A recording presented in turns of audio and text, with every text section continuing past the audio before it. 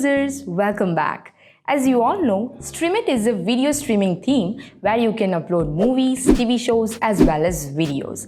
It is so easy to upload and stream using Streamit. In today's video, we'll see how to add movies to Streamit. So let's have a look. Open WordPress and go to Movies. To add a new movie, click on Add New. Here, you can add the title and description according to your content. Going down, you can add logo and trailer link. In general, you can choose the movie method. You can upload a movie, add embed link or movie URL.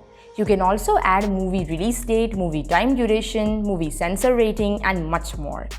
Also, you can select catalog visibility and you can display your content to the particular plan accordingly.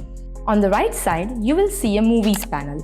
Here you can set the visibility, URL slug, genres, tags, movie images and much more. Once all the changes are made, you can publish your movie as well as a preview by clicking on this button. As you can see, it becomes so effortless to upload movies with Streamit. To know Streamit better, click on the I button. And to buy Streamit and other such products, click on the link in the description. Till then, chill it and stream it.